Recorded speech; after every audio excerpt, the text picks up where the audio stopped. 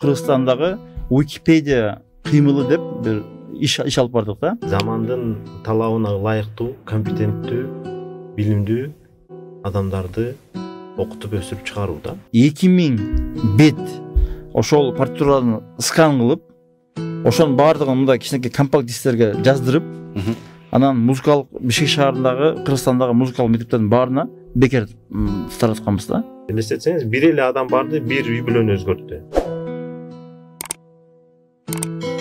Саламатсыздар, урматтуу мекендештер, урматтуу замандаштар. Эфирде, түз эфирде Мугалим Саат программасы, сиздердин кызматыңыздарда Темирлан Акматов. Бүгүн сиздер менен биз ушул ата-энелер мектеби жөнүндө сөз кылабыз. Андыктан биз менен аягына чейин бирге болуңуздар, сунуштар, пикирлер, суроолор болсо берсеңиздер болот. Анда буйруса ошо бүгүнкү биздин асыл конокторубузду сиздерге тааныштырып өтсөм. Инновациялык технологиялар жана билим берүү борбору коомдук фондунун негиздөөчүсү Айдаров Улан Жакбекович агайыбыз, кош келдиңиз. Инновациялык технологиялар жана билим берүү коомдук фондунун менеджери Ормонов Сапарбек Эмилбекович агайыбыз, кош келиңиздер. Ошол мынакей жаңы жылда буюрса жаңы идеялар менен буга чейин да көп иштер жасап келесиздер, агартууда өзгөчө. Анда ошол фонд жөнүндө Улан агай сүйлөп берсеңиз. Качан негизделген, аты эмнеге мындай болуп калды дегендей. Кутмандуу күнүңүздөр менен урматтуу телекөрүүчүлөр, урматтуу YouTube баракчаларынын көрүүчүлөрү. Чоң рахмат сиздерге ушундай эфирге чакырганыңыздарга биринчиден. Экинчиден, биздин ошол коомдук фонд тууралуу айтсак, бул коомдук фонд инновациялык технологиялар жана билим берүү борбору коомдук фонду 2011-жылдын апрель айында негизделген. Негиздөөчүлөрдүн өзүм негиздеп, биз менен бир досум экөөбүз негиздеп, эки киши негиздеп, анан мен ошол күндөн бери мүдүр болуп, 11 жылдан ашуун азыр жакын күндө 12 жыл болот, 12 жылдан бери мүдүр болуп иштеп келатабыз. Бул эмне үчүн мындай аталыш болгон? Өзгөчө экен да мындай. Ошол кездеги жаңы сөзү болчу мындай. Баягы инновация деген сөз жаңыланып, 11-12 жыл мурун эле ал сөздөрдү көп киши мүмкүн колдонбосо керек. Анан биз ошо жаңылануу үчүн ошол заманбап технологияларды ошол билим берүү багытында бир айкалыштырып, чогуу кызмат кылалы, бир кандайдыр ошол кездеги университеттерге бекер Wi-Fi тараталы, ошол кезде университеттерге же болбосо окуу жайларга, мектептерге бекер компьютер технологияларды бир кандайдыр бир кызмат кыла алабыз деген негизде түзгөнбүз да. Негизи биздин биринчи кесибибиз инженер, байланыш инженери. Ана ал жерде сайт деп мындай өзүбүзгө аябай неметилет да, мына сайт деп бул базалык станцияларды биз сайт деп коебуз да. Анан эгерде бул инновация технологиялар жана билим берүү борборунун аңча вариантын алса, Center of Innovation Technologies and Education деп мындай бөлүнөт да. Ошондо мындай кыскартылганда ал деле сайт деп окулат да. Анан ошол бизге ой келип эле сайт, ошол сайттын негизинде эле бир курамында эле ошол фондду түзүш керек, бир коомго пайда келтирели деген негизде түзүп, ошол жылдан тартып эле 2011-жылдын март айынын 28-мартынан 1-апрелге чейин ошол Кыргызстанда фонд Сорос Кыргызстандын жардамы менен Википедия жумалыгы өткөн да. Ал Википедия жумалыгыны ошол Кыргызстандагы Сорос фондунун маалыматтар программасы уюштуруп, алыскы Чехия өлкөсүнөн Прага шаарынан биздин белгилүү тарыхчы, тарых илимдеринин доктору, профессор ТШП Чорот деген агайды чакырган атайын, ошол уюштуруп бериле деп. Анан ошол бир жумалык бул университеттин арасында түзүлгөн.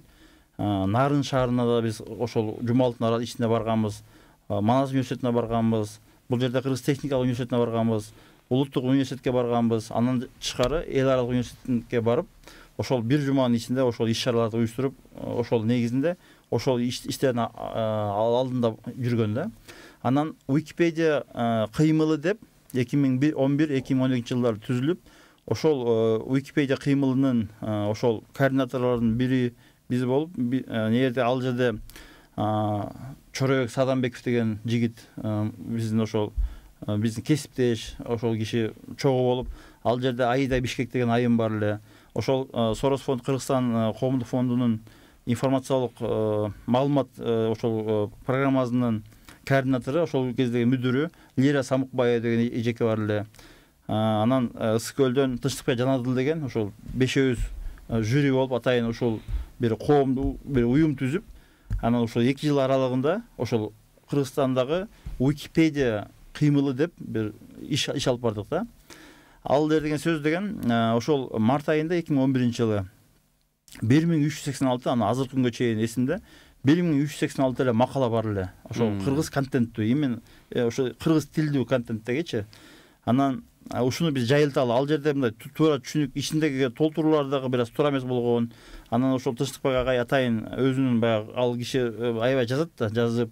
Анан ошол киши менен биргеликте биз ошол университеттин баарын кыдырып, анан ушул нерсени 5 университетке жайылталы деп, ошо 5 университетке бекер Wi-Fi түзөлдү деп ошол нерсенин негизинде болгон да. 5 университет. 5 университет болгондо ошондо биринчи университет Кыргыз улуттук университети, Жусуп Аласан атындагы. Экинчи университет Исхак Разаков атындагы Кыргыз техникалык университети. Үчүнчү университет Кыргызстандагы эл аралык университет. Төртүнчү университет Ош мамлекеттик университети. Бешинчи университет Нарын мамлекеттик университети. Ошо 5 университетке, ошо 5 университеттин студенттеринин баардыгына биз логин пароль берип, ошол жерге 5 университетке ошол эле фонд соорусунун негизинде жардам менен ошол 5 университетке бекер Wi-Fi таратып, анан ошол студенттердин арасындагы жарышуу кылып, 2011-жылы декабрь айында биринчи слет википедистер уюштуруп, 2012-жылы декабрь айында кайра экинчи слет википедистер уюштуруп, ушундай бир контенттин өздөштүргөн жетишкенбиз да. Ушундай бир 20 миңден ашуун болгондо ошол кездегичи. Азыркы күндө 81 миң макала бар да. Азыркы күндө кыргыз тилдүү контентте 81 миң макала бар. Кудайга шүгүр. Ооба, бул биринчи проект, биздин коомдук фонддун ошо биринчи проекттердин бири болгон да. Кийинки проектте айта берейинби? Жакшы, анда азыр буюрсат, Сапар агай, сиз да кош келдиңиз. Жалпы ошол биздин Мугалим саат программасына чакырыгыбызга жооп кылып келгендигиңиз үчүн ыраазычылык билдиребиз. Сөз сизден да. Рахмат. Мен дагы өз учурунда ушундай мүмкүнчүлүк түзүп бергениңиздерге сиздерге ыраазычылык билдиргим келет. Кудайга шүгүр, ушундай жакшы саатты, жакшы теманы алып, ушундай элдин кебин пикирлерин, ой пикирлерин топтоп атканыңыздарга абдан сүйүндүк. Биз дагы ошол өзүбүздүн пикирибизди бөлүшкөнгө, баягы жасаган иштерибизди айтканга аракет кылабыз. Сурооңуз кандай болду меники? Ошол мынакей фонд тууралуу агартуу, ушул ата-энелер мектеби жөнүндө, анан негизги ушу ийгиликтер жөнүндө сүйлөшөйүн деп атабыз. Мугалим сааты программасында негизги максаты ошол ийгиликтери, ошол устат шакирттин ийгиликтери, анан негизги эле ошол тажрыйбаларды Кыргызстан, балким дүйнө жүзүнө бир бөлүшүү алып келген баягы мугалимдер бар. Мисалы Кыргызстанда болсун, чет өлкөдөн болсун, чоң ат көтөргүс иштер жасаган мугалимдер бар, окуучулар дагы бар. Анан жалпы сиздердин ийгиликтер жөнүндө сүйлөшөйүн деп атабыз. Биздики ошол биздин фонддун өзүнүн негизги миссияларынын бири ушул замандын талабына ылайыктуу, компетенттүү, билимдүү адамдарды окутуп өсүрүп чыгаруу да. Анан биз көпчүлүк учурда ошол баягы эскирип калган, же болбосо эффектиси болбой калган кандайдыр бир методикадан алыстап, кичине сүрөттү башка тараптарынан да карайлы, бул жагынан карап көрөлү, бул жагынан карап көрөлү, үстү жагынан карап көрөлү, кандай мындай жакшыраак нукка бурсак болот деген асыл максат коюп, анан кийин ошондой жаңы инновациялык технологияларды, жаңы методикаларды алып кирип, анан ошону элдин арасына жайылтууга аракет кылып атабыз да. Эмне үчүн дегенде, себеп дегенде, эски доордо деген уже окутуунун системасы, Советтер Союзунан бери келаткан система, өзүбүз байкап атабыз. Үй бүлө ичинде болобу, коомдо болобу, сыртта болобу, жашообузду өзүбүз байкап атабыз. Эффективдүүлүгүн өзү жоготту да. Эми азыркы замандын балдары башка, талабы башка, технологиялар башка дегенде, азыр заман талабына ылайыктуу биз компетенттүү ата-энени тарбиялашыбыз керек, компетенттүү мугалим болуп чыгыш керек, и компетенттүү окуучу да чыгат да. Окуучулар бир эле мурда билимге эле басым жасалып келген болсо, азыр окуучулар деген тарбиялык жагынан дагы комплекстүү. Тарбиялык жагынан дагы баягы тарбияланган, ошол үйдө болобу, мектепте болобу, тарбияны дагы кошо алып кеткен, мамилени билген балдар тарбияланып өсүп чыксын деген максатта иш алып барып атабыз да. Анан ата энелер долбоору боюнча биз аягында дагы жакшы ишке ашкан долбоорлордун бири бул. Аягында да кененирээк ой бөлүшөбүз. Ага чейин менин оюмча ага чейинки долбоорлорду айтып өтсөң. Жакшы. Улан агай, анда ушул кийинки долбоорлорго токтолсоңуз. Андан кийинки долбоорлордун бири ошол Кыргызстандагы композиторлор союзу бар да. Ал жерде Токтогул атындагы мамлекеттик сыйлыктын лауреаты, Кыргыз Республикасынын эмгек сиңирген ошол коомдук ошол маданиятка эмгек сиңирген ишмери Турдубек Чокиев деген агай бар. Ошол агай менен биз чогуу иштешип, Кыргызстандагы музыкалдык фонд бар экен да, Кызыкалдын музыкалдык фонд. Бирок ал музыкалдык фонддо ошол улуу өтүп кеткен композиторлордун, именно кыргыз улуттуу композиторлордун жазган эмгектери бирден бир эле экземпляр экен да. Башка жок. Башка жок. Алар чоң партитурага жазылган бардыгы, бирок башка жок да. Анан ошондо биз биринчи композитор биринчи Абдулас Малдыбаевди тандап, Мукаш Абдыраев агабызды тандап, анан Түлеев, Аманбаев деген композиторлорду тандап, бешөөнүн партитурасын бардыгын биз 400 партитураны ошол баягы аябай эскирип кеткен да, ал партитура көрүнбөй калган, аны эч ким колдоно албаган да. Ошону 400 партитура деген өзү A3 форматтагы, чоң форматтагы, ошону композиторлорго атайын акысын төлөп, аларга кайра набор кылдырдык да, ошонун баардыгын кайра набор кылдып, жаңыртып. Андан тышкары 2000 бет ошол партитураны скан кылып, ошонун баардыгын мындай кичинекей компакт дисктерге жаздырып, анан музыкалык Бишкек шаарындагы, Кыргызстандагы музыкалык мектептердин баарына бекер таратканбыз да. Чоң эмгек болуп тур, эми ошол кездеги 2013-2014 жылдагы эмгектер болгон. Андан кийинки дагы ошол эле биздин мурас коомдук фонду менен биргеликте биз техникалык жардам көрсөтүп, биздин Кыргыз улуттук илимдер академиясы бар. Ошол илимдер академиянын ичинде Чыңгыз Айтматов атындагы кыргыз тил жана адабияты деген институт бар. Ошол жердеги китептерди, ал жерде 2000ге жакын китепти ошол кездеги мындай ачык окутуу боюнча 2000ге жакын китептердин баарын скан кылып ошону интернетке жайгаштыруу болчу да. Бул электрондук библиотека деген электрондук китепканага жардам берүү. Ошол 2000 ачык ресурс да, 2015-2016 жылдары ошол актуалдуу болуп аткан ушундай маселелер. Анан биз ошол Чоройбек агай менен биргеликте, биздин мурас коомдук фонд менен биргеликте ушул ишке ашырдык да. Бул ушул эки проекттерди, бул 3 проекттин баардыгын Кыргызстандагы Сорос фонду каржылаган. Ошол кездегичи. Андан кийинки биздин мындай демөөрчүлүктөгү иштерибизди алсак, биз китеп чыгарганга дагы жардам бергенге аракет кылдык да. Ошол эле биздин жеке досторубуз менен биргеликте, ошол бир туугандар менен биргеликте алымдардын китептерин, ошо китептерге токтолсоңуз, кайсы китептерди айтып кетсем, ошол биринчи китептердин бири биздин азыркы күндө Кыргызстан Ислам университетинин ага окутуучусу, өзү Алязга университетинин бүтүрүүчүсү, магистранты Эмилбек Андартегин деген азыр ат менен Асылбеков Эмилбек деген устасынын китебин чыгарганбыз. Бул Усул аль-Фикх китеби. Ошол азыркы күндө Кыргызстан Ислам университетинде бул китеп жалпы элге окутулуп атат да.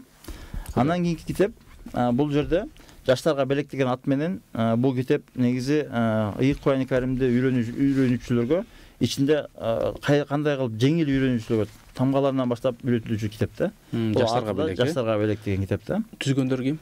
Берди деген негизи Айбек Ж деп белгилеп койгонбуз. Бирок ошол кишиге биз баягы ичин текшергенге жардам берип, анан ичиндеги ошо рецензия катары ушул эки китепте деген биз да барбыз да, ушул китептердечи.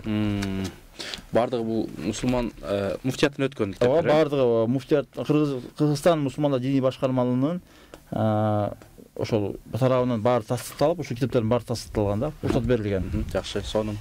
Андан кийинки китепти алсак, биздин Кыргызстандагы белгилүү Раматылык Устаз Молдо Сабыр Дамыланын дин алымы. Ошол 1996-97 жылдары Кыргызстандагы Азирети муфтийдин орун басары, ошол кездеги орун басары дин алымы Молдо Сабыр Дамыланын китептерин чыгарганга жардам, мүмкүнчүлүк болду. Бул ошол акыйдалар жыйнагы Таухид китеп. Бул жерде Молдо Сабыр Дамыла бир нече китептердин баардыгын окуп, ошонун негизинде бул китепти жыйнаганда ичинде мындай көп маалымат бар да, бул акыйда багыты боюнча аябай көп маалымат бар да. Андан кийинки китепти эгер алсак, ошол эле Молла Сордамулланын Мунаббихат, бул рух азыгы китеби. Бул китепти да биз ошол көрсөтүп койсоңуз. Жардам берген, ошол жардам берип чыгарганга насип болду. Бул дагы аябай мындай Кыргызстанга керектелүүчү китептердин бири да.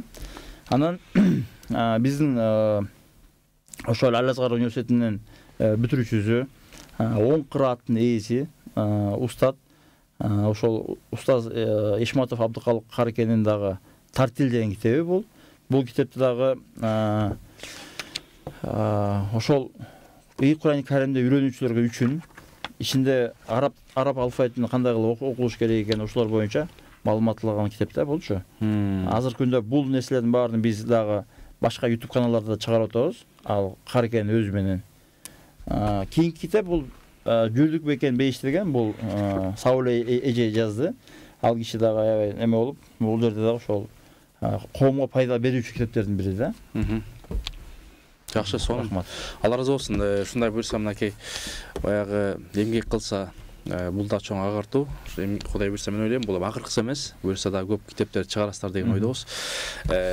Сапар агай, сөз сизге берсек, ушул жалпы мынакей эми бул жерде айтканга оңой, бирок кыла келгенде өтө чоң жоопкерчилик да бар турат. Анан жалпы ушул агартуу тармагына биз көрүп билип жүрөбүз. Ушул мугалимдерди болсун, окуучулар болсун, Кыргызстанда жети аңгы барып окутуп, тарбиялап өсүрүп атасыздар. Ошолор жөнүндө сөз кылсаңыздар. Рахмат. Абдан жакшы актуалдуу суроо болуп атат. Өзүңүз айтып кеткендей, айтканга оңой, бирок кылганга кыйын иштер бар. Булардын баардыгын деген аракет менен болот экен. Иш аракет кылмайынча бул ишке ашпай турган нерсе экен. Анан бул нерсе мындай болуп атпайбы? Көпчүлүк жерде биз баягы эски системадан калып калган дагы бир мындай эффективдүү эмес бир нерсени айткым келип атат. Бул жерде мисалы кагаз бетинде гана жазылып туруп, программалар болобу, китептер болобу, же башка бир жаңы идеялар болобу, кагаз бетинде жазылат экен дагы. Анан ишке ашыра келгенде ошону жазган кишинин ой пикириндегидей ишке ашырбай калып атат да. Баягы мисалы бир план жазабыз, мисалы бир тамакпы бирдеке жазуунун өзүнүн рецепти бар да. Рецепти жазат дагы, ошол рецепт менен ушундай рецепт менен жазарга деп таратып коет, бирок баягы ойлоп тапкан кишинин идеясындагыдай болбой калат экен да, тилекке каршы кагаз бетинде калып калат. Ошондуктан бул нерсени кантип аткарыш керек? Бизде ушул менен мисалы азыр деле көптөгөн программаларды мамлекеттик деңгээлде кабыл алынып атат. Программалардын баары кабыл алып атат. Ооба, актуалдуу деп атабыз. Биз айтып аткан темаларды деле, башка темаларды да баарын актуалдуу деп атабыз. Баарыбыз моюнга алып атабыз. Бирок ошону кантип ишке ашырабыз дегенге суроо койгондо эле маселе, негизги маселе. Уже эң негизги маселе жаралып калып атат да. Кантип ошону мектепте биз киргизип таратып беребиз? Кантип ошол нерсени уюштурабыз? Берүү усулдары. Мисалы бир теманы беребиз дагы, ата-эне менен баланын ортосундагы мамилени жакшыртуучу көндүмдөр деп бир теманы алып койдук. Аны киргиздик. Ооба, бул сонун тема экен деп баары кабыл алды. Бирок мектепке алып барганда ошону эле бир мугалимге алып барып бере турган болсоң, ал мугалим уже өзүнүн фантазиясы менен, өзүнүн чыгармачылыгы менен ал теманы жайылтат да, түшүндүрөт балдарга, ата-энелерге. Аны түшүндүрүүнүн да өзүнүн эффективдүү жолдору бар да. Азыр деген заманга жараша адамдардын деген баягы көңүл буруусу, бир материалды окуп атканда же үйрөнүп атканда адамдардын баягы концентрация деп коебуз го, концентрация, көңүл буруу концентрациясы 10-15 мүнөт гана убакыт экен, чоң кишилерге 15 мүнөт гана убакыт экен да. Ал эми кичинекей балдардыкы андан да азыраак, өзүңүз билгендей. Ошондуктан ошол нерсени эске алуу менен, балдардын жаш өзгөчөлүгүн эске алуу менен методиканы да, бир сабакты теманы үйрөтүп атканда да ошого жараша атайын методика менен сабак берүү бул замандын талабы да. Ал эми биздин ушул ата-энелер мектеби программабызга келе турган болсок, бул деген кичине тарыхына токтоло кетели.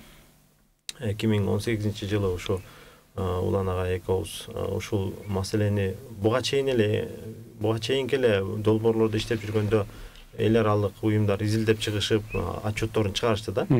Отчетторун чыгарганда биздин ата-энелер тарбия багытында абдан артта калганын байкадык. Ошол учурларда баягы Советтер Союзунан жаңы биздин эгемендүүлүк немеге өтүп, ортодо переходный период болуп, учур болуп, анан кийин баягы идеология жоголуп, баягы система менен келат эле баары тең бузулуп, кайра эле эмне кыларын билбей калган учурда ата эне болуп калгандар бар. Өздөрү ата эненин тарбиясын көрбөй базарда чоңойгондор бар. Ошол пробелдердин баарын жабуу үчүн бул көйгөй аябай чоң экен деп экөөбүз бир пилотный проект кылып көрөлү деп чакан бир долбоор жаздык. Ал долбоордун алкагында Талас областында 10 мектепте жана Чүй областында 10 мектепте алып, Бишкектен атайын ушундай өспүрүмдөр менен иштеген психологдор менен байланышып, алар менен чогуу бирдикте ушу методичканы жазып чыгып, 2 күндүк тренингдин модулун жаздык дагы. Анан ошол модулду биз 20 мектепте апробация кылып текшерип көрдүк. Текшерип көргөндөн кийин эле чындап эле ал жерден көргөн эффекттерди биз көрдүк. Албетте бул долбоорду эл аралык Наама фонду каржылап берди. Бул Малайзияда жайгашкан.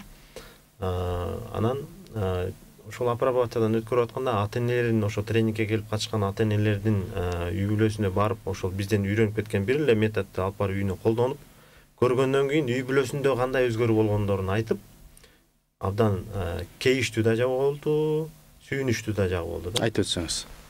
Мисалы айтат, мен деген балдарыма деген деги эле көңүл бурбай калыптырмын. Такыр эле. Биз деген балдарыбызды укканды билбейт экенбиз деп барышты да. Биз балдарыбызды туура мындай карап, балдарыбыздын көзүн карап укканды билбейт экенбиз. Мен ошентип угуп, мен балдарымды кучактаганды баштадым дейт да. Кучактачу эмес экем дейт. Мен мындай сүйлөп ушуп эле ушинтип жүргөн экем, эми мен кучактап баштадым. 1-2 жолу кучактагандан кийин баламдын ичиндеги болгон дарттарын, эмнеге кызыгып аткандарын, кандай максатта жашап аткандарын, ошонун баарын уже мага айта баштады дейт. Ортобузда мамиле оңолду дейт да. То есть диалог бар. Баарлашуу башталды, искра чачылды да, мындай от чыкты. Кичине мамилелер жылыды. 1-2 эле эме техниканы үйрөнүп барган, ошону үйүндө пайдаланып баштаган. Ошол нерсени баласына, күйөөсүнө колдонуп баштаган. Көбүнчө апалар катышты да бу жердечи. Аталар аз эле катышып калышты тилекке каршы. Анан кийин ошолор үйүндө өзгөрүү болгонун айтып атат. Элестетсеңиз, бир эле адам барды, бир үй бүлөнү өзгөрттү. Бизге деген ал жерде 370ге жакын беле, 390. 390го жакын ата эне катышкан. Керемет проектте. 390 үй бүлөдөн жок дегенде бирден методду же бир инструментти алып барып үйүнө колдонгон болсо 390 үй бүлөдө өзгөрүү болду деген сөз да. Элестетсеңиз, анан кийин бул нерсени биз кайра отчетторун берип бүтүрдүк. Жастык, унун жыйынтыгы деген абдан сонун экен, бул актуалдуу экен, бул нерсени улантышыбыз керек дедик. Анан ошо менен бул нерсени биздин демөөрчүлөр дагы колго алышты, алар дагы түшүнүштү. Бул биздин эле мамлекетте эмес, башка дүйнө жүзүндө баардык мамлекеттерде актуалдуу маселе болуп атканын баары түшүнүштү дагы. Кайра мунун уландысы болду. Ошо менен 21-жылга чейин бул уланып келди. Анан баягы эме болот, пандемия учурунда дагы бул онлайн Танзания менен Индонезия өлкөлөрүнө да биздин тренерлер англис тилинде ошону өтүп беришти да. Жакшы. Бизге суроолор келип атат, ошол ата энелерден, жалпы көрүүчүлөрдөн. Ата энелер мектеби долбоорунун азыркы күндөрү актуалдуулугу дагы кимдерге сунуш айта аласыз деген суроо келиптир. Улан агай. Азыркы күндөгү биз жакында эле Кыргыз Республикасынын билим берүү жана илим министрлиги менен министри Уланбек мырза менен сүйлөшүп, биз меморандум түзүп койдук, кызматташык меморандумун.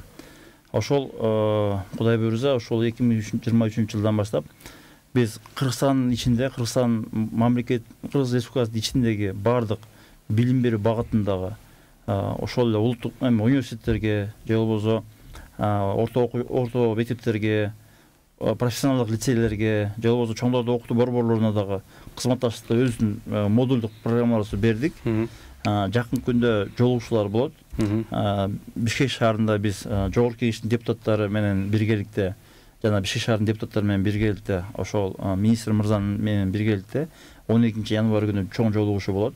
Ал жолугушууда дагы биздин келечектеги кызматташтардын баардыгын биз ошол жерден дагы презентациялап айтып беребиз. Азыркы кичине мындай баягы жалпы желге жарыяламай турсун, бирок биздин келечектеги иш чараларыбыздын баары жакында чыгат. Жакшы. Дагы кийинки суроо келип атат, Сапарбек агай. Ата энелер билим берүүдө жана тарбия берүүдө жоопкерчиликтүү болушу жөнүндө сурап атат. Негизи эле азырда сиз сөзүңүздүн башында айтып кеттиңиз, жалпы эле ошол кээде көрүп жүрөбүз, угуп жүрөбүз, кээде ата энелерге балдар тарбия бергендер бар, кээде тескерисинче, кээде такыр жок. Анан ушул маселе кандай, сиздерде кандай каралган? Абдан жакшы суроо бериптир, рахмат ушул берген суроосуна дагы. Бул жерде сөзсүз түрдө ата эне деген бул ким болуш керек? Ата эне деген үлгү болуш керек балага. Баласына бир кандайдыр бир тарбия берерден мурда бирдекени нону кыл дегендин алдында өзү ошол нерсени кылып атабы, ошого кичине анализ берген адам болуш керек да, ата эне деген. Мисалы айтып кете турган болсок, аталарды алалы. Аталар балдарына балам сен тамеки чекпе деп айта турган болсо, өзү тамеки чекпеген адам болуш керек да, мисалы. Эгерде сен китеп оку балам дей турган болсо, өзү китепти окуп дайыма үйүндө көрсөтүш керек да. Бул жерде мындай болуп атпайбы? Биздин ата энелерде бул компетенттүүлүк жок, өздөрүндө андай көндүмдөр жок. Алар көңгөн эмес, алардын ой максаты акча табыш керек, балдарымдын курсагын тойгузушум керек, кийими бүтүн болуш керек, курсагы ток болуш керек, жана башка баягы каржылоо маселесинде гана ой пикирлерим баары ошол жака кетип калганда, тарбия маселесинен алыста калып калган. Ошондуктан эмне үчүн ата энелер мектеби деп чыгарып атабыз?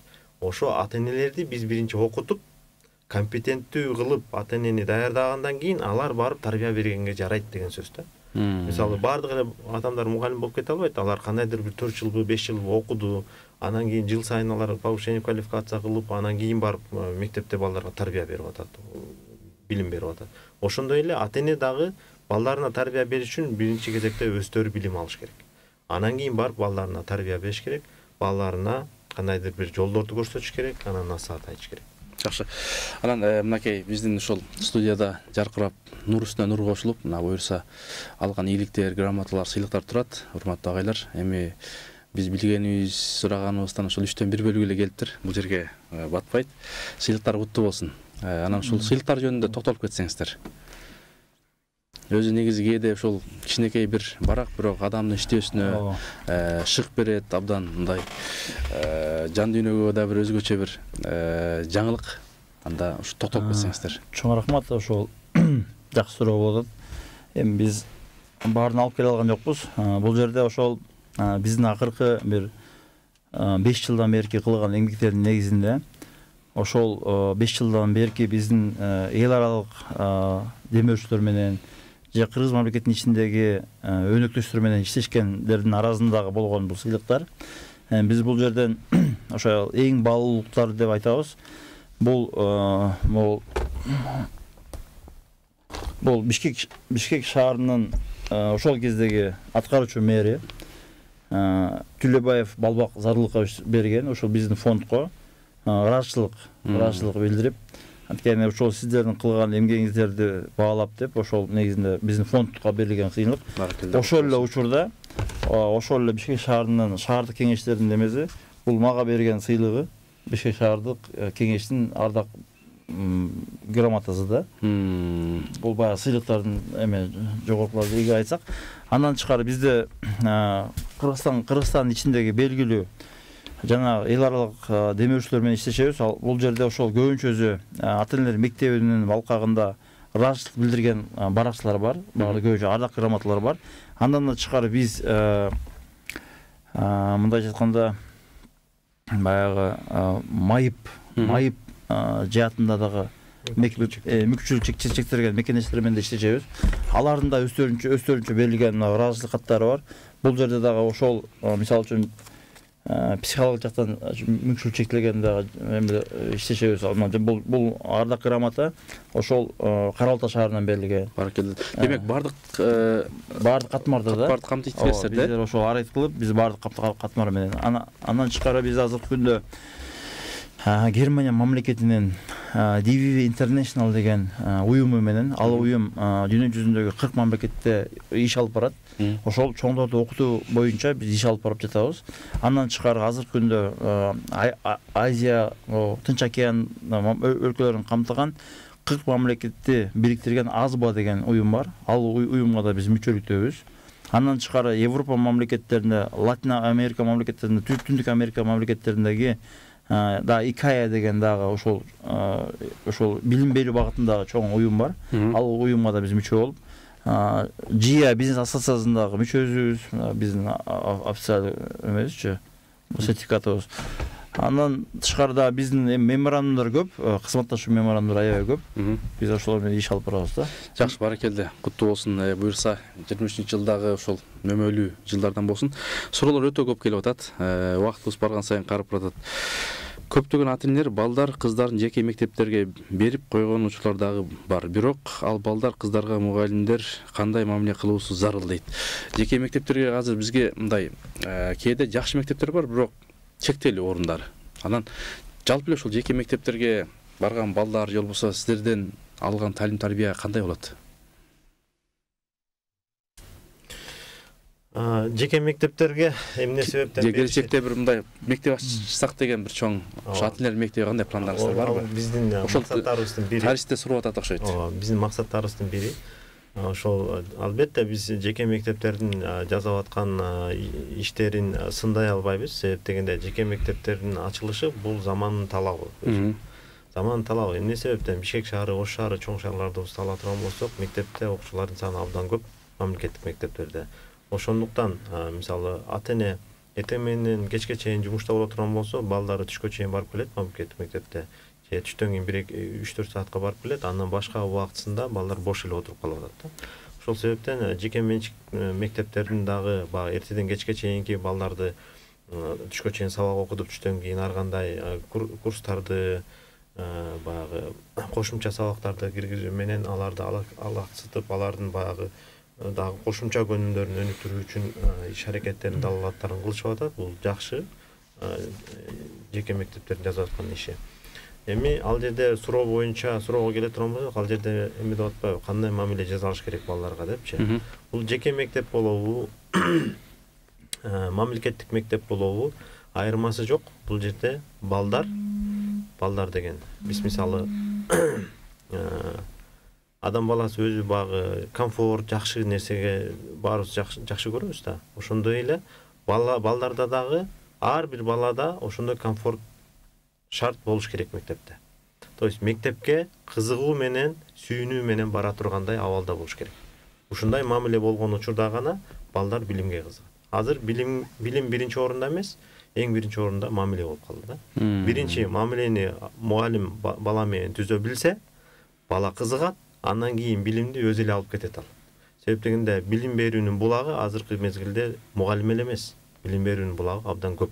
Ресурстар аябай көп. Интернет болсун, китеп болсун, баардыгы бар азырчы жетиштүү. Болгону мугалим ошонун тилин таап, көзү менен көрүп, сезип, аны менен чогуу иштешет да, физикалык тараптан көрүп, ошону багыт берип, алардын настроениясын карап, алардын жасап аткан иш аракетине карап, ар бирине жекече мамиле кылып, жекече баалап, убагында баалап, көңүл бурбай да койбош керек да. Ар бир жасаган иштин баардыгын убагында бааланган жакшы. Мунун баары эмне үчүн болуп атат? Алган грамоталар жана башка сыйлыктардын баары. Ушул дагы баары мамиленин түзүлүшү да.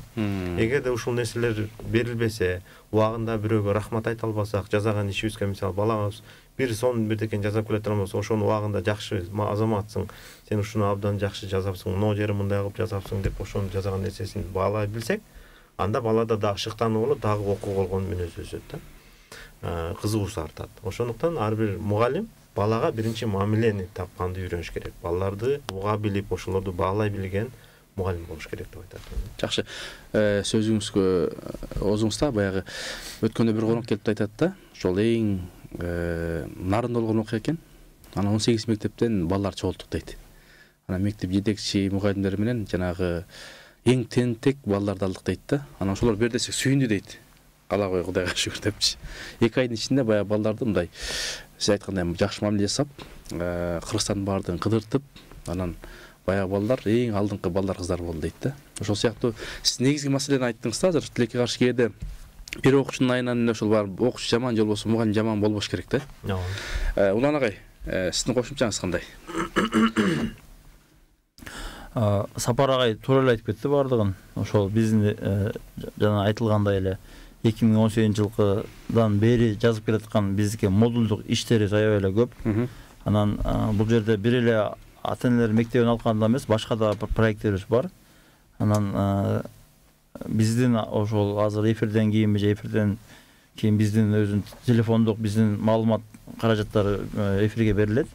Анан ошонун негизинде биз менен байланышса ким кызыктар болсо балким агай сөзүңүз болсо ошол баягы биздин көрүүчүлөргө дагы кызыктуу болуп атат, сурап атат. Интернеттен кантип байланышат? Кандай, кайсыл поштаңыздар кандай дегендей? Азыркы күндө бизде баарына белгилүү Facebook баракчабызда ошол официалдуу ат менен эле катталган биздин аккаунт бар. Андан тышкары YouTube баракчабызда да официалдуу аккаунт бар. Андан тышкары Instagram баракчасында да официалдуу аккаунт бар. Ошол жердеги биздин баардык телефондор, биздин электрондук даректердин баары жазылган. Эгер кызыккан биз менен кызматташабыз деген өнөктөштөр болсо биз баарына даярбыз. Ошол биздин мамлекеттин ичиндеги элибизге пайдабыз, ошол кимге, коомго пайдабыз тийгендей кылып иш кылганга биз даярбыз. Жакшы. Дагы суроолор келип атат. Жаш өспүрүмдөр арасындагы жаман адаттардын жана сапаттардын алдын алуудагы ата эненин ролу кандай болуш керек деген суроону берип атат сиздерге. Угармандар, көрөрмандардан келген суроолор. Бизде ушул өзгөчө бир ушул ата энелерде болгон бир маселе да. Тилекке каршы баягы баардыгы да баласын жакшы дейт, бирок сыртка чыкканда эле башкача болуп калат атпайбы? Ошо токтолуп атат. Жаман сапаттан арылуу үчүн биринчи ата эне ошо балдардын жакшы сапаттарын байкаганды үйрөнүш керек. Өздөрү. Байкай албасачы? Ата эне ошону байкаганды үйрөнүш керек да. Бизде деген ушул нерсе мындай калыптанып калганда, биз бир бала бир 5 нерсе жазайт. 5 нерсенин 4-өсүн мисалы 5ке жазайт дагы, бир эле нерсесин 4кө же 3кө жазап калса, биз ошонусун байкап калабыз да. Эмне үчүн мунун 4 болуп калды, эмне үчүн мунун 3 болуп калды. Ошону деле 5 кылып койбойт белемин деп, ошол болбой калган ишин биз айта беребиз да. Анан ошондой нерселерди 2-3 болуп кетсе, аны биз таза эле болбой калды деп жалпылаштырып салабыз. Ошондуктан ата энеге биринчи бала менен сүйлөшкөндү үйрөнүш керек. Бул жаман сапаттан арылуунун эң бир жолдорунун бири эле бул бала менен тил табышып сүйлөшүп, ал баланын эмнеге кызыгат, ошонусун билиш керек. Балким ал атайлап жазып аткандыр ошо жаман сапаттарды көрсөтүш үчүн. Претензиясын айта албагандыктан кээ бир балдар ата энесине ачык мындай мен бул нерсени мен каалабайм, бул нерсени мен жазагым келбейт деген нерсени ачык айта албастан иш аракетинен көрсөтүп коюшу мүмкүн да. Ошондуктан ата эне биринчи балдары жазып аткан иште эмнени жакшы жазады, ошону көрө билип туруп, анан ошол нерсени азыркы заман тили менен айтканда конструктивдүү фидбек деп коет. Конструктивдүү, балам, сен муну нерсени сонун жазаптырсың го. Муну деген сонун деңгээлге чыгарыпсың. Эми муну нерсени жазаш үчүн дагы мындай аракет кылып койсоң, сонун болот эле деп тигини минусун подчерковать этпей, плюсун подчерковать этип туруп, плюстарын белгилеп туруп айтып туруп, анан дагы жакшыртыш үчүн сунушун айтып койсоң, ата эне. Анда бул жаман сапаттардан арылат да балачы. Мен жакшы жагымды байкап атат ата энем деп өз аракет кылып, жаман жактарын көрсөтпөй калат өзүнөн өзү элечи. Эгерде биз анын жаман жактарын эле баса белгилеп, жара болуп турса, ошол жерде чукуй берсең дагы жара ырбай берет да. Ошондуктан ал жараны деген айтпастан башка жагын көрсөтүшүбүз керек да. Чоң аппак доскада бир точка, кара точка коюп койсоң, биздикилер сразу кара точканы көрөт. Доска деген аппак болчу ошол нерсени айта албайт да. Биз бир гана кара точканы көрөбүз. Ошондуктан биз башка жакшы жагын көрүп, жаман жагын жашырганга үйрөнүшүбүз керек. Жакшы. Өткөндө дагы ошол саамалыктарыңыздарды көрдүк. Ошол Иман Нуру фракциясынын лидери Нуржигит Кадырбекович да сиздердин ошол долбоорду колдоп, сиздер менен да иш алып барып жүрөт. Райым Бачай, Венера Калбековна дагы өткөндө ошол чогуу иштер жасадыңыздар. Ошолор боюнча токтолсоңуздар. Иш сапарлар боюнча. Рахмат, жакшы суроо. Азыркы күндө биз айткандай ошол DV International деген германиялык ошол демөөрчү фонд менен иштешип атабыз, уюм менен. Ал фонддун Кыргызстанга келген коноктору бар. Ошол 40 өлкөнү башкарган DV International фондунун орун басары ошол кездеги Уве Гартеншлегер деген мырза Кыргызстанга келип кетти. өзү конок болуп биз менен таанышып, башка дагы өнөктөштөр менен таанышып, ошол кишилердин баягы өздөрү сунуш кылгандай, эгерде сиздер ким аңгыз тилин билген болсо, ошол аңгыз тилинде эл аралык бир конференцияга катышканга мүмкүнчүлүк бар деди да. Биринчиси тандоо турунда кандай болуш керек? Мамлекеттик ишмер болуш керек. Же мамлекеттик кызматка келиш керек биринчиси. Экинчиси ошол DBV International менен иштешке өнөктөш болуш керек болду да.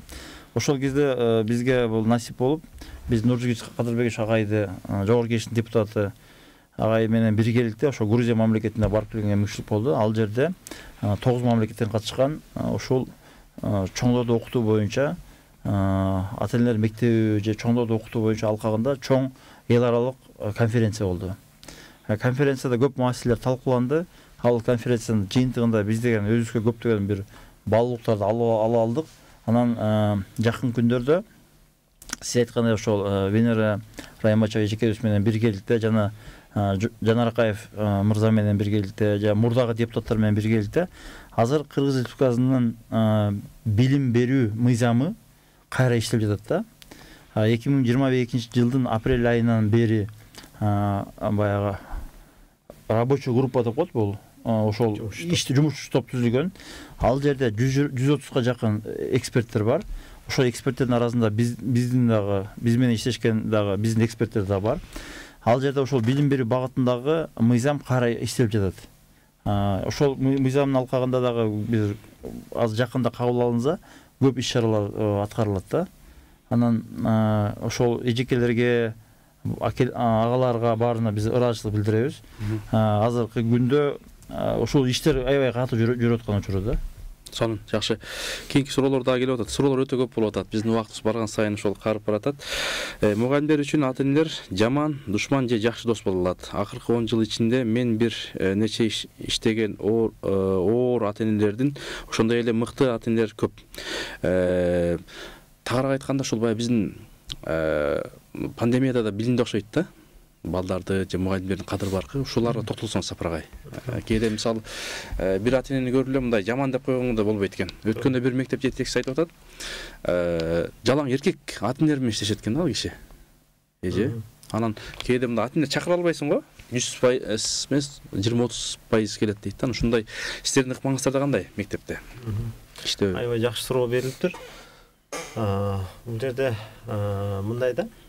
Мисалы шорпону алалы, мисалы айтары элге мындай биздин методикабыз ушундай да, өз негизи турмуштан алынган мисалдар менен элге жеткирүү да. Шорпону биз вилка менен да ичсек болот, кашык менен да ичсек болот. Болот, бирок вилка менен ичкен эффективдүү эмес, туурабы? Биз кашык менен ичсек эффективдүү болот.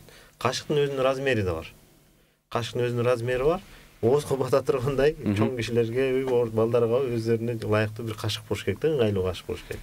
Ошондой эле ошол ата-эне менен балдар, ата-эне менен мугалимдер иштеген учурда дагы инструментти билсе, ата-эне менен иштеген тилдерин билсе, мисалы сүйлөшкөндө биз орустар менен орусча сүйлөшөбүз да, ошондой эле ата-эне менен сүйлөшкөндө ошо ата-эненин өзүнүн тилин билсе мугалим, анда алар менен иштеген жеңил болот да. То есть ошондой атайын техникалар бар. Ата-эне менен кантип иштеш керек. Кээ бир ата-эне жакшы көрөт, аларды атынан, анан отчествосунан айтсаң жакшы көрөт да. Анда коомдо ээлеген ордулар бар да ата-энелердин. Аларга ошондой мамиле жасаш керек.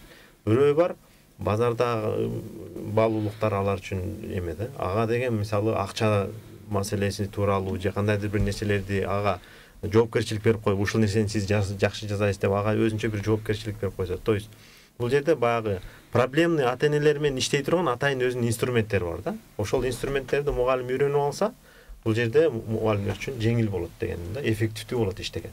Анан сиз айткандай бир эле жаман бир проблемный ата-эне келип алып эле жей берсе, ата-энелердин баары бизге жүк болду, балдарын бизге артып коюп эле өздөрү эчтеке кылышпайт деп мугалимдер ата-энелерди жамандайт, ата-энелер болсо мугалимдер эчтеке окутпай атат деп аларды жамандайт, бирин жамандап эле жоопкерчиликтен качып кетет да. Ошондон ар бир мугалим болсун, ата-эне болсун, бирин тапкандын жолун инструменттерин, техникаларын үйрөнүш керек. Жакшы. Кийинки суроолор да келип атат. Ошол сиздердин офис кеңсеңиздер кайсы жерде? Ат элдер өзүбүз дагы балдарыбызды окусак болобу деп суроо берип атат. Чоң рахмат. Биздин негизи өзүбүздүн офисибиз ушу Бишкек шаарынын Арча Бешик конушунда эскиче Бахы, азыркы жаңы Садырбаев көчөсүнүн 314 номеринде жайгашканбыз. Андан тышкары биз азыркы учурда Улан агай айтып кеткендей DVV International фондунун дагы элдик публичный библиотекалар деп коебуз.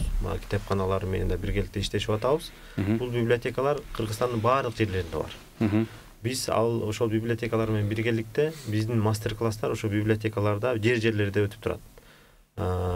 Кантип өтүп турат? Биздин Кыргызстан боюнча 20дай тренерлерибиз бар. Баардык региондордо тренерлерибиз бар.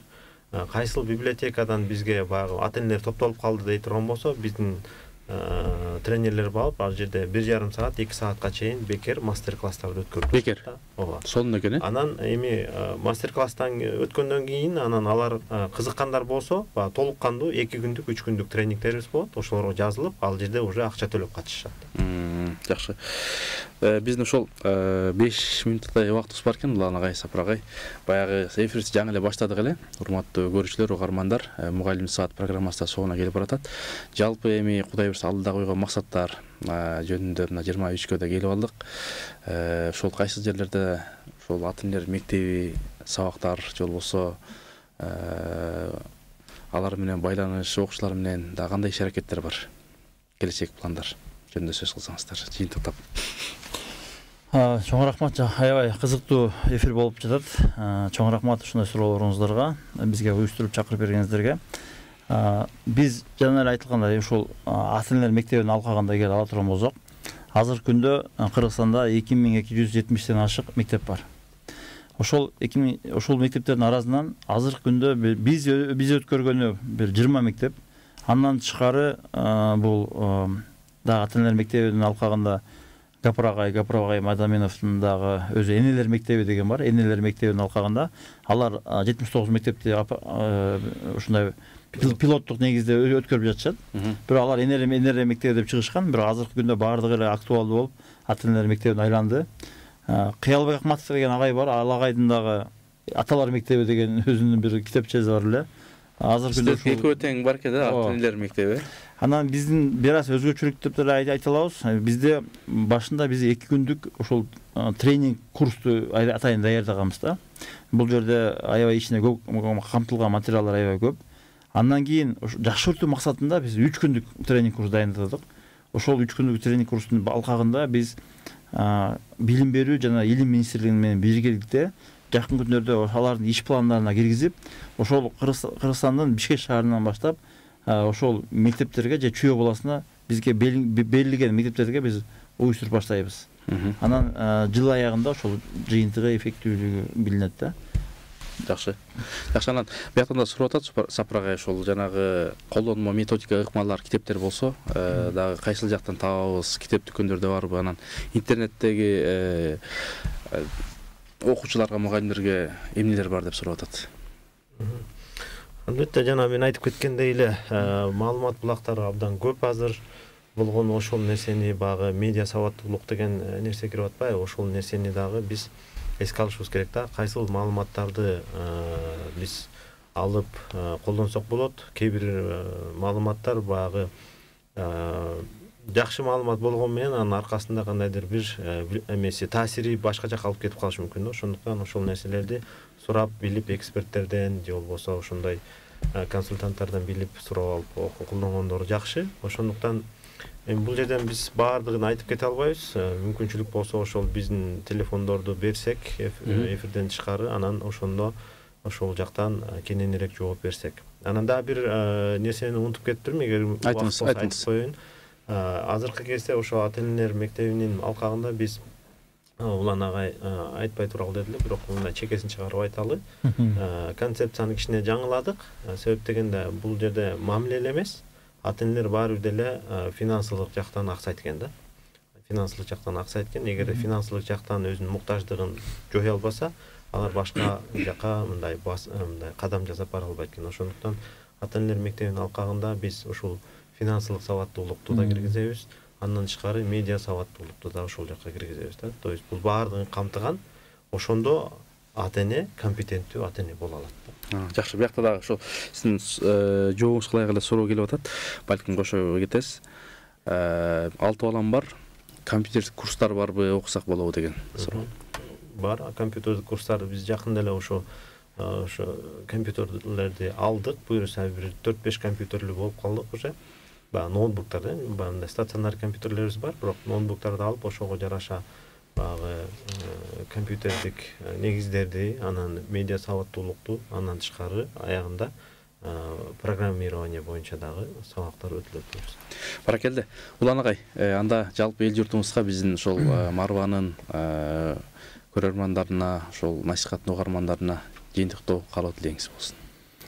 Чоң рахмат, урматтуу кыргызстандыктар, Кыргызстандагы биздин мекендештер. Ошол Марва телеканалына дагы ыраазычылык билдиребиз. Кечиресиздер. Марва телеканалына да ыраазычылык билдиребиз. Анын ичинде насихат берүүчүнө да сиздерге чоң рахмат, Темирлан мырза. Сиздин эмгек жамаатыңызга да ийгиликтерди каалайбыз. Биз да сиздер менен кызматташканга даярбыз. Анан биздин ушул коомго, элибизге кандай бир пайдабыз тие турган болсо, биз ошол иштерди аткарганга даярбыз. Биз сиздер менен кызматташканга даярбыз. Рахмат. Сапарбек агай, жыйынтыктоо сөзүңүз болсун. Рахмат. Бул билим берүү тармагында эмгектенүү жана анын жыйынтыгын көрүү тез боло турган нерсе эмес. Ошондуктан ар бир жасалып аткан кадамда бир кишинин колунан эч нерсе келбейт, бир фонддун колунан эч нерсе келбейт. Ошондуктан ушундай билим берүү тармагында далалат кылып, максатын коюп, аябай жакшы иштерди кылып жүргөн байкелер, эжелер, мугалимдер, тарбиячылар абдан көп. Ошолордун баардыгын Кудай кааласа иштерине ийгилик каалайбыз. Кандайдыр бир ой пикирлерибиз бир жерден келише турган болсо, же чогууга алып кете турган бир чоңураак долбоорлор боло турган болсо, биз дайыма ачыкпыз. Ошондуктан талыкпай аракет кылалы. Аракеттин аркасында берекет болот. Ошол баягы ийгиликке жетүүнүн атайын формуласы бар деп коет го. Ошол формулада айтылат эмеспи? Энергия кетиш керек. Анан кийин биз ал нерсени сүйүп аткарышыбыз керек. Анан билимибиз болуш керек, ошого жетишерлик. Сүйүп аткарганда гана биздин көндөмүбүз бар болсо, сүйүп аткарсак, анан ийгиликке биз тез жетебиз деп ишендирип кетем. Чоң рахмат. Алтынай болгон убакытты бөлүп келип, ошол биздин жалпы угармандарга, көрөрмандарга омоктуу ойлорду ортого таштап, мугалим саатына ата энелер мектеби жөнүндө кененирээк айтып бердиңиздер. Мен ойлойм, бул 1 саат киришип эле болду окшойт. Калгандарын Кудай бир интернеттен көрүп, дагы сурап, чалып билип алсаңыздар болот. Ошол инновациялык технологиялар жана билим берүү борбору коомдук фондунун негиздөөчүсү Улан Айдаров агайыбызга жана ошондой эле менеджери Оморов Сапарбек агайга чоң ыраазычылык билдиребиз. Алтындай болгон убактыңыздарга Кудай таала береке берсин. Ишиңиздер ийгиликтүү болсун. Урматтуу көрүүчүлөр, Мугалим саат программасы кийинки ого чейин сиздер менен коштошот. Кудай таала ошол жалпы мугалимдерибизге ийгилик берсин, ден соолук берсин, жакшылыктар жыролосун. Кыргызстаныбыз өнүп өскөн күчтүү, билимдүү, илимдүү мамлекет өлкө болсун. Кийинки ого чейин ассаламу алейкум.